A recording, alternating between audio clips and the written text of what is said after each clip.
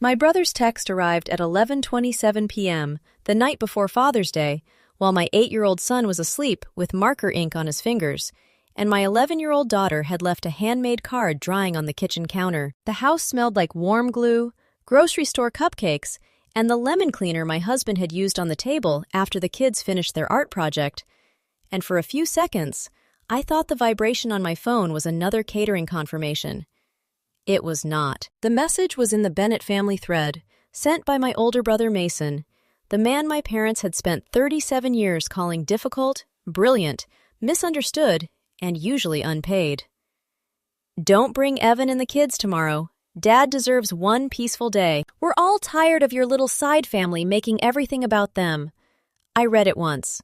Then I read it again, because sometimes the brain protects you by pretending cruelty is bad punctuation.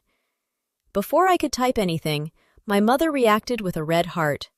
My father added a laughing emoji. My younger sister Paige wrote, "Honestly, it would probably be less tense.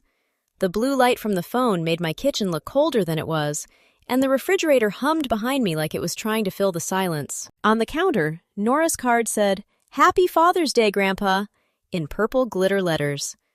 Miles had drawn my father wearing a fishing hat too large for his head. Nobody asked about them. Nobody asked whether Evan had seen the message. Nobody even paused. They went straight back to discussing the September trip to Vail that I had spent 3 months arranging, the trip they called Dad's retirement celebration, the trip where every flight credit, lodge deposit, rental SUV, and dinner reservation sat under my company account. Mason wanted the suite with the balcony. Paige wanted a spa appointment before check-in. Mom wanted to know whether I could upgrade Dad's seat because his knees hurt. Dad asked if the trout guide had been paid. So I typed 2 words. Message received.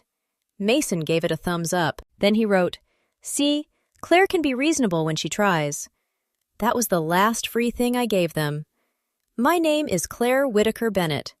I am 35 years old, a forensic bookkeeper by trade, and the owner of a small lakefront rental company in Greensboro, Georgia, called Cedarline Stays. My husband Evan teaches middle school science, and our 2 children, Nora and Miles, still believed that family meant people who were excited to see you. By midnight, that belief had cost me less than the deposits I canceled. By Monday morning, it would cost my brother far more. Before I tell you how Mason reacted when he reached the locked gate at Lake Oconee with a cooler full of beer and no access code, you need to understand the house. Maple Lantern Cottage was not large in the way rich people mean large. It had 4 bedrooms, pine floors that complained under bare feet, a dock that needed staining every other spring, and a screened porch where my grandmother, Ruth Whitaker, used to drink coffee from a chipped yellow mug while recording rental income in a spiral notebook. When she died 9 years earlier, she left the cottage to me. Not to the family, to me. Her will was typed, witnessed, notarized, and filed in Greene County, but my father treated legal documents like weather reports. He acknowledged them only when they supported something he already wanted. The week after the funeral, he stood in the kitchen, where the air still smelled like casserole pans and sympathy flowers, and said, "Of course we'll all keep using the lake place like before." I should have corrected him. Instead, I nodded. That nod became a permission slip everyone passed around for nearly a decade. Mason hosted a fantasy football draft there and left-wing sauce on the porch cushions. Paige threw a bachelorette weekend and introduced the cottage to her friends as our family lake house. My parents arrived whenever they wanted and called me controlling when I asked for 48 hours of notice. I paid the taxes. I repaired the septic line after Mason's friends flushed things adults should know better than to flush. I replaced a broken sliding door after Paige claimed wind did it during a perfectly calm weekend. I cleaned mascara from pillowcases, hauled trash bags from the dock, reset the Wi-Fi router at midnight, and transferred money from my personal savings whenever the rental account ran thin. They called me generous when they needed access. They called me dramatic when I wanted respect. For years, I thought those were different things. They were not. Mason was the family weather system. If he was angry, everyone moved furniture.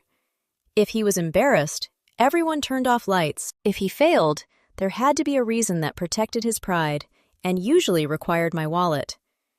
He had lost 3 jobs before I hired him. My father begged me to give him a role at Cedarline Stays, saying Mason needed responsibility and that nobody understood him. I made him guest operations coordinator, which sounded important and mostly meant he confirmed cleaners, checked supply orders, and handled small maintenance requests through the property app. He received $4,800 a month. He also received a company card with a $5,100 limit because I believed family would not steal from family. That sentence makes me wince now. Paige stole differently. She did not demand. She hinted. She smiled with one hand around a latte and said things like, "I don't know how normal people pay wedding deposits in this economy." Then she waited for me to fill the silence with a solution. When her venue in Charleston required $11,000 to hold a date, I wired the money after she promised to pay me back in 4 months. That was 22 months ago. She still found money for custom invitations. My parents called all of this keeping us close. What they meant was that my labor made their version of the family possible. My spreadsheets, my calendar reminders, my bank transfers, my quiet apologies after other people's insults. Evan saw it before I did. He never told me to abandon them. That was not his way. Evan asks questions like a man setting lanterns along a dark road, one at a time, until you can no longer pretend you are not walking somewhere dangerous. Why does Mason have admin access if you handle the money? Why do your parents expect us to host every holiday but complain that Miles is loud? Why are we spending $31,760 on a retirement trip for people who forgot your birthday 3 years in a row? I had answers for all of those questions. None of them were honest. 2 weeks before Father's Day, the truth started making noise. We were at my parents' house in Athens for Sunday dinner. The living room smelled like roast chicken, carpet powder, and the old tobacco smoke that had lived in the walls since my grandfather's time. Nora brought a cardboard model of a watershed system she had made for science camp because Grandpa used to work for a construction firm that built drainage culverts. She was proud of it. Mason barely looked up from his phone before saying, "Careful, Nora. In this family, your mom likes owning things so she can remind everyone else they're just visitors." The adults laughed. Nora did not. She folded the cardboard flaps inward, the way a turtle folds itself back into the shell, and slid the project under her chair. Evan looked at me from across the table. He did not glare. He just waited. I said Mason's comment was unnecessary, but I said it softly, the way I had trained myself to speak when I wanted my parents to choose me and knew they would not. Dad told everyone to relax. Mom passed the potatoes. Paige whispered that I was making dinner uncomfortable. On the drive home, Nora looked out the window at the dark fields along Highway 15 and asked, "Why does Uncle Mason talk like he wants us to leave?" I had no answer fit for a child. The next morning, Evan found the first crack. A payment to our dock maintenance vendor had bounced from the business account, even though June bookings had been strong. Evan was helping me reconcile deposits because I had a headache and because he is the kind of husband who does not need applause for carrying weight. At 7:14 a.m., he turned the laptop toward me. There were charges I did not recognize. $418.72 at a steakhouse in Buckhead labeled Guest Welcome Supplies. $1,204.60 at a hotel near Nashville labeled Storm Inspection. $2,880 in cash withdrawals divided into 4 separate transactions, each tagged Dock Hardware. Concert tickets, liquor store runs, a payment to a vendor I had never approved, Hollow Pine Maintenance, LLC. The total visible misuse was $13,406.19 over 6 months. When Evan asked Mason for receipts, Mason texted back, "Stay out of Whitaker business." That phrase did what years of insults had failed to do. It separated the room. Evan was Whitaker business when Mason needed his truck to move a sectional. Evan was Whitaker business when Dad wanted him to repair the porch fan. Evan was Whitaker business when my mother asked him to photograph her church fundraiser for free. But when he asked where money had gone, he became an outsider, just like our children. Still, I planned Father's Day. I ordered smoked brisket, peach cobbler, and macaroni from a caterer in Madison. I rented a pontoon boat for the afternoon. I booked a local photographer for family pictures at sunset and bought 12 white linen napkins because Mom said paper ones looked cheap. I also finalized the Vail trip. Flights for 8 adults, 2 rental SUVs, 3 suites at a mountain lodge, a guided fly fishing day, spa credits, and dinner deposits at 2 restaurants where the menus did not show prices unless you asked with your eyes. The total exposure was $31,760. I told myself one beautiful weekend could repair us. I told myself that because I was tired. Then Mason sent the text. At 11:34 p.m., after I read the laughing emoji from my father, I opened the travel portal. The house was quiet except for the dishwasher's slow churn and the soft click of Evan turning off lights upstairs. My hands did not shake. That surprised me. I expected tears, rage, something dramatic enough to justify the size of what I was about to do. Instead, I felt focused. Every refundable flight credit was under my profile.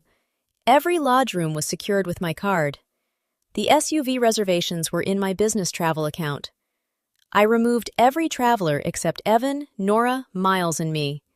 Confirm changes. The button was blue. I clicked it. At 11:39 p.m., Mason called. I let it ring. At 11:40, Mom called. At 11:41, Dad called.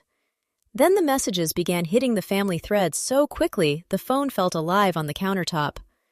What did you do to the trip? Claire, don't start this tonight. Your father has waited years for this.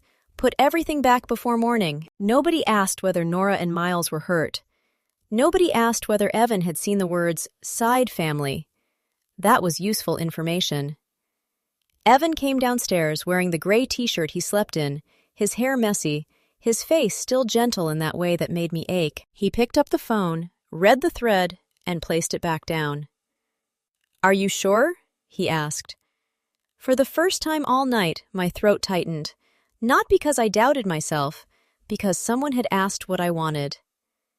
I opened the Father's Day planning folder, the caterer, the boat, the photographer, the grocery delivery, the gate access, the cleaning crew, the portable ice chest rental. All of it was connected to my accounts. I had not been invited to a family Father's Day. I had financed one. So, I sent one message. Since Evan, Nora, Miles, and I are not welcome, my property, vendors, accounts, and money will not be attending either. Please make your own arrangements. Mason replied first. You're insane.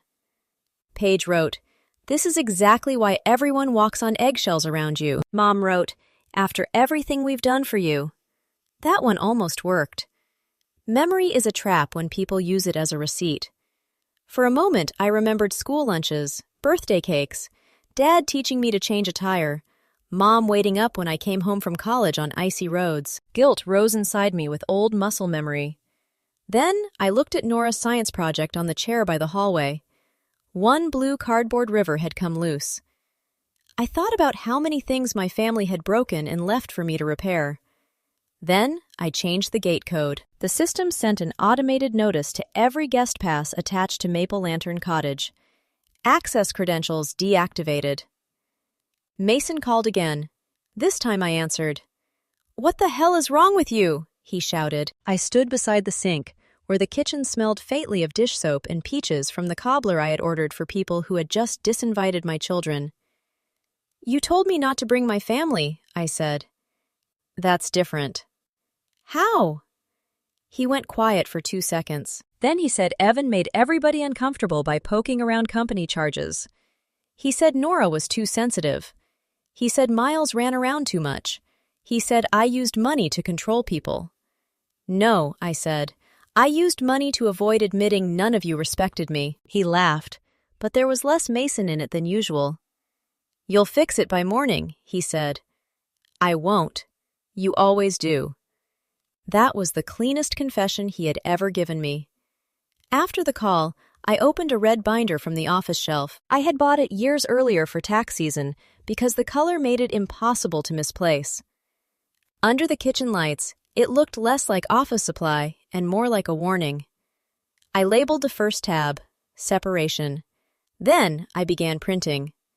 The property deed, the will, the LLC formation documents, the operating agreement, 6 years of tax payments, screenshots of the group chat, catering invoices, boat rental agreement, travel confirmations, ledger reports, card statements, the Hollow Pine maintenance payments.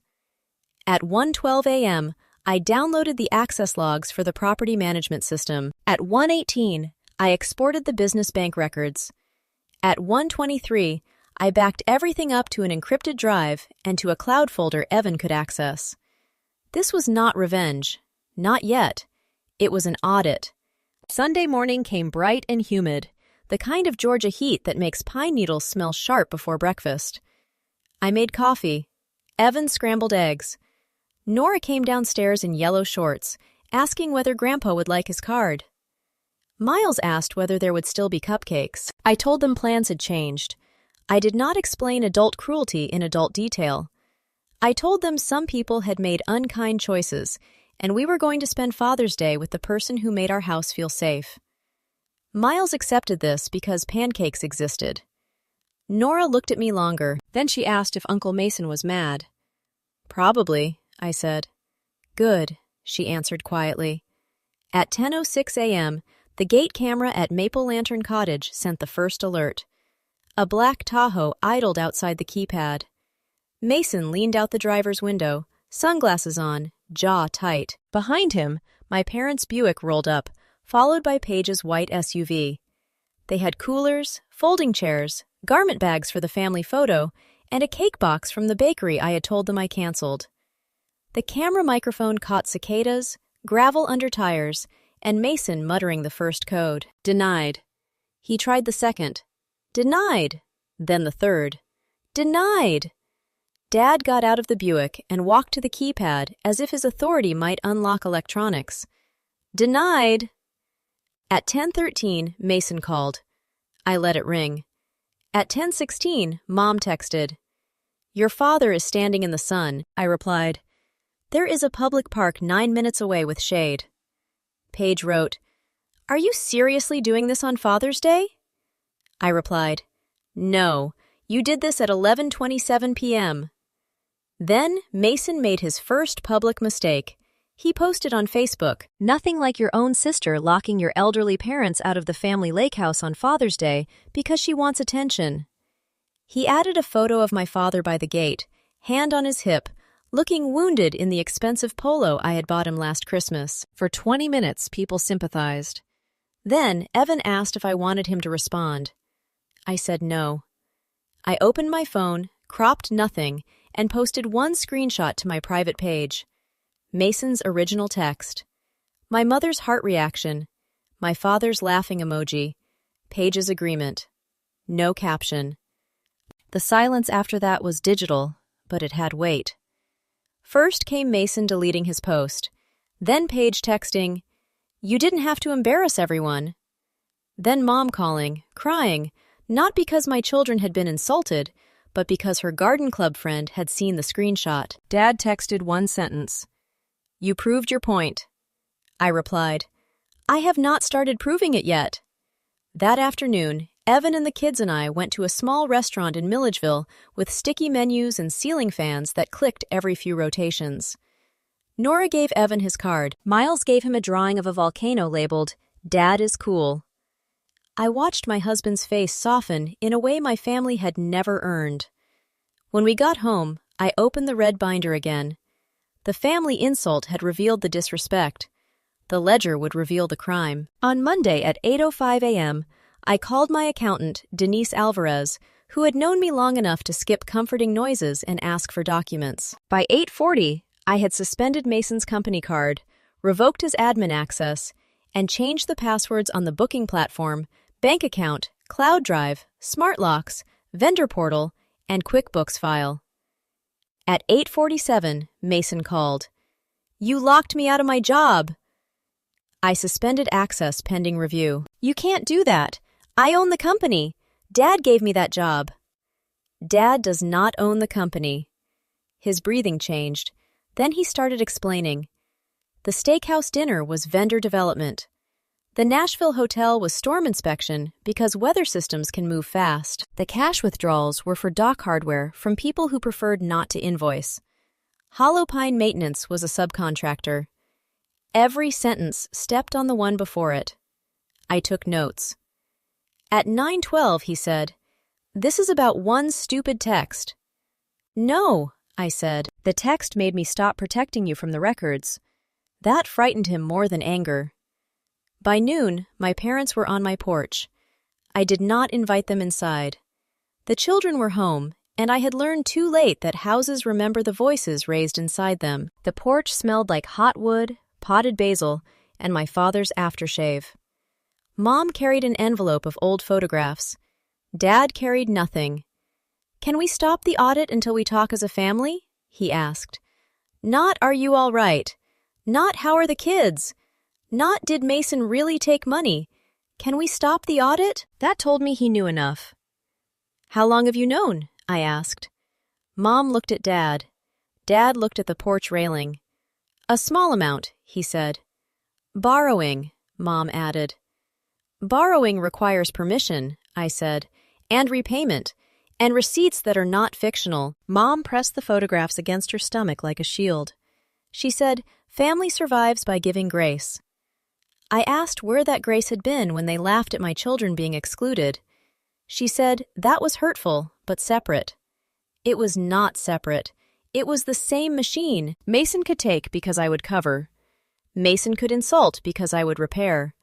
My parents could excuse because I would remain useful. Paige could benefit because I would be too ashamed of conflict to demand repayment. They had confused my endurance with consent. I showed them the ledger. 6 years of direct support, property taxes, dock repairs, medical bills, Dad's truck loan, Mason's salary, Paige's venue deposit, uncharged family stays, canceled travel, and emergency transfers. $184,612.43. Mom began crying. Dad said writing it down made love look transactional. "No," I said. "Calling me selfish the first night I stopped paying made it transactional. I am only showing you the math." Then I gave them new terms. Mason would remain suspended. The forensic review would continue. Free family access to Maple Lantern Cottage was over. Any future stay would go through the public booking platform, with payment, deposit, and rules. I would no longer fund trips, parties, medical gaps, vehicle repairs, or wedding emergencies.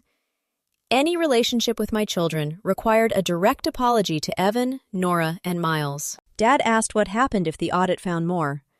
I said I would follow my attorney's advice. Mom called that a threat. "No," I said. "It's the first consequence Mason cannot transfer to me." They left the envelope of photos on the porch table. On top was a picture from 7 years earlier, Father's Day at the lake. Everyone else sat by the water while I carried a tray of food in the background.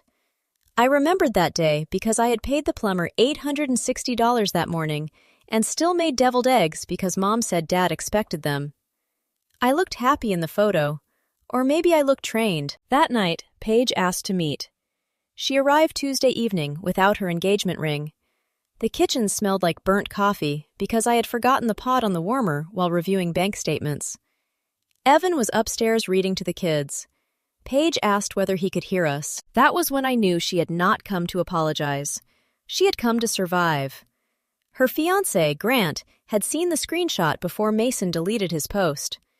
Then he discovered that the Charleston venue deposit came from me, not Paige's savings. He asked what else she had hidden. She told me their argument ended with him leaving to stay at his brother's house. She blamed Mason first, then Dad, then Mom. She moved responsibility around the room like a candle burning her fingers. "What did you do?" I asked. She stared at the table. I agreed. Why? Because Mason wanted Evan away from Dad before he could ask about the charges. Excluding only Evan would have looked suspicious, so Mason said to exclude all 4 of us and make it sound like a family tension thing.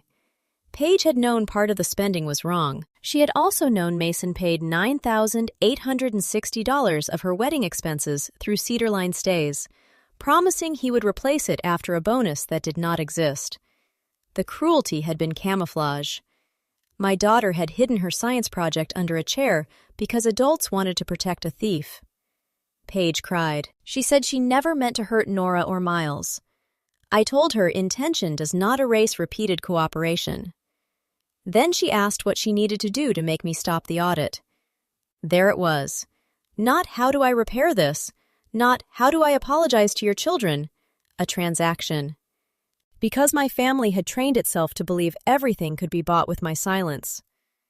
You cannot stop it, I said, but you can decide whether you tell the truth before the documents do. I asked for a written statement identifying every business-funded wedding expense she knew about. I asked her to return any unused portion of my venue advance and create a repayment schedule for the rest. I asked her to repeat the truth in front of Mason and our parents. She said Mason would never forgive her. I said, "You are asking the sister you betrayed to protect you from the brother you protected." For once, Paige had no pretty answer.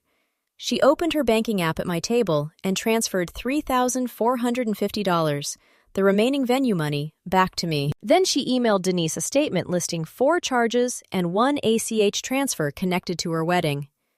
Before she left, she whispered that she was sorry. For what? I asked. She swallowed hard. For laughing.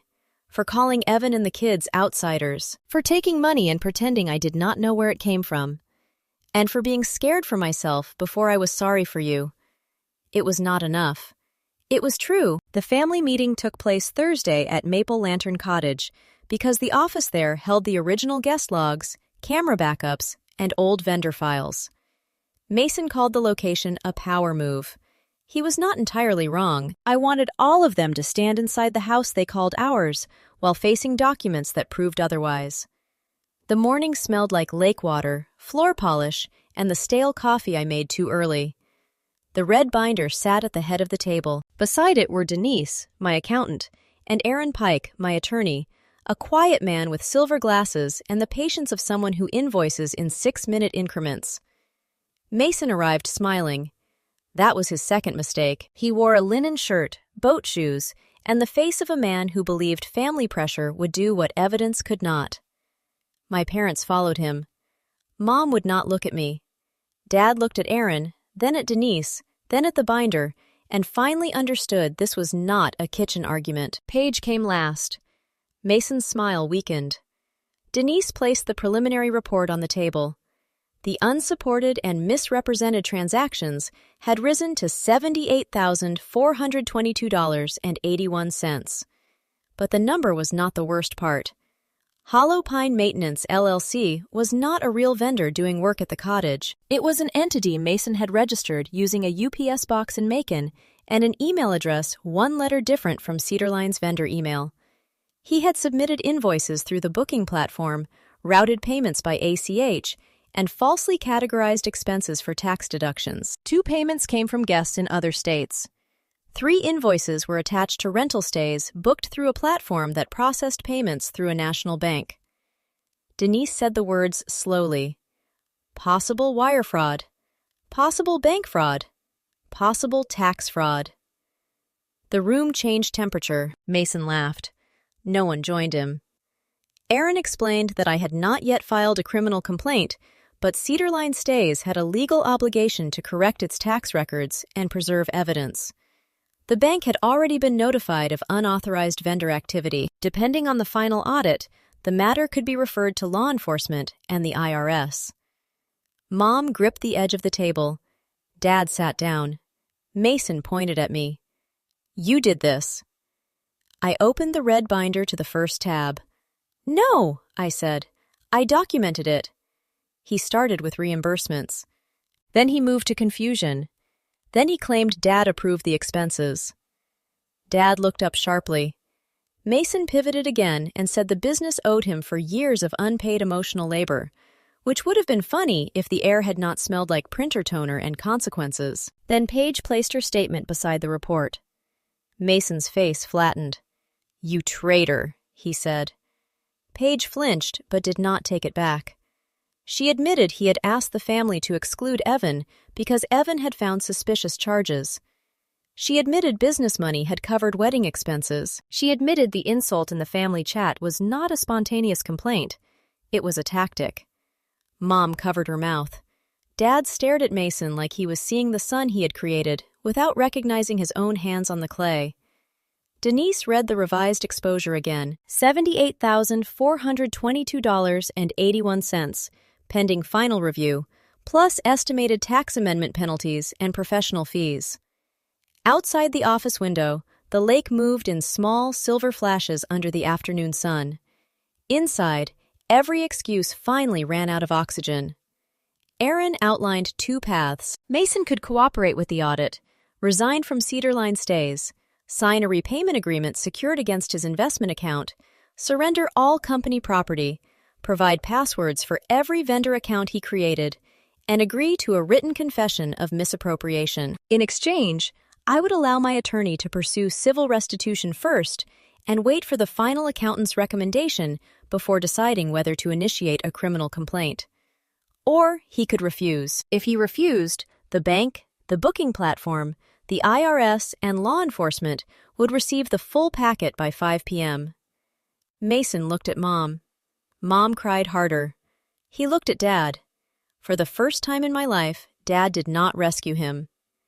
"Sign it," Dad said. Mason's mouth opened. Dad's voice cracked, but he kept going. "We chose you over your sister for years. This is where it led." That sentence landed heavier than the report. Mason signed. The pen scratched across paper in the quiet office. It sounded smaller than I expected. I had imagined consequences with thunder. Most of them clicked, shuffled, and dried in black ink. He lost his job that day. He lost his company card. He lost access to Maple Lantern Cottage. His investment account covered $42,000 immediately. My parents sold their fishing boat and used the proceeds to cover the tax amendment retainer and part of the remaining balance, because Dad admitted he had encouraged Mason to treat Cedar Line like a family resource. Mason's wife learned about the forged vendor invoices and took their son to stay with her sister in Savannah while they began counseling. Paige and Grant postponed their wedding indefinitely. She took a second job at a real estate office and began paying me $600 a month. My parents apologized to Evan in person. They apologized to Nora and Miles without asking the children to hug them afterward. Dad told Nora her watershed project had been impressive and that he should have defended her when Mason mocked it. Nora looked at him for a long moment. Then she said, "You should have." He nodded. That was all she owed him. I did not restore the old family. The old family had survived by making me a load-bearing wall and then complaining I blocked the view. Apology opened a door, but it did not erase the hallway behind it. For 1 year, contact stayed limited.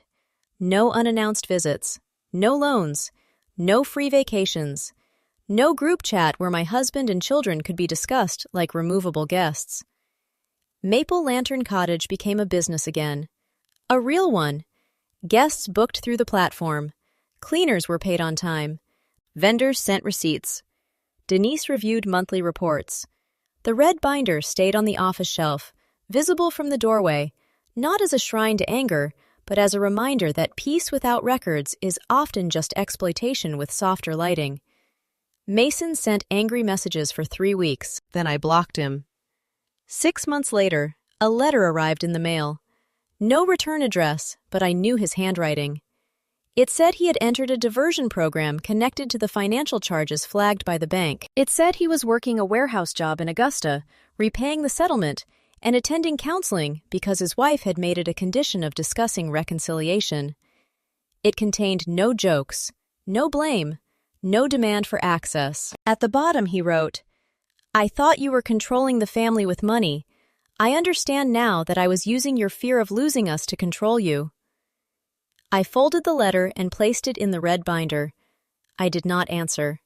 Forgiveness is not a keypad code. You do not give it to someone because they finally remember the gate is locked.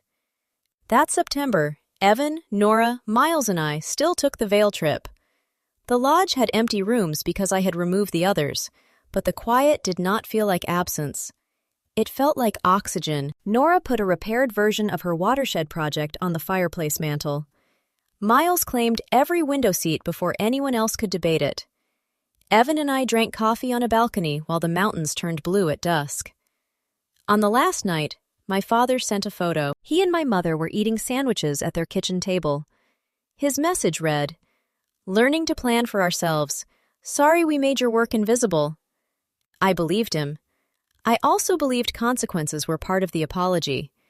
For years, I thought revenge meant making people feel the pain they caused. I thought it would be loud. I thought it would require some speech, some dramatic confrontation, some scene where everyone finally understood how much I had carried. But the most powerful thing I ever did was not scream. I stopped paying. I stopped smoothing. I stopped unlocking doors for people who were only kind when they needed the code. Once I stepped back, every choice they had made spread outward on its own. The theft reached the bank. The lies reached Paige's fiancé. The entitlement reached my parents' empty calendar. Mason's arrogance reached paperwork with signatures he could not laugh away. Their punishment was not that I destroyed the family, it was that I stopped holding together the version of it that had been destroying me. So if relatives only remember your value after the gate code stops working, ask yourself one question before you rush to forgive them. Do they miss you? Or do they miss access?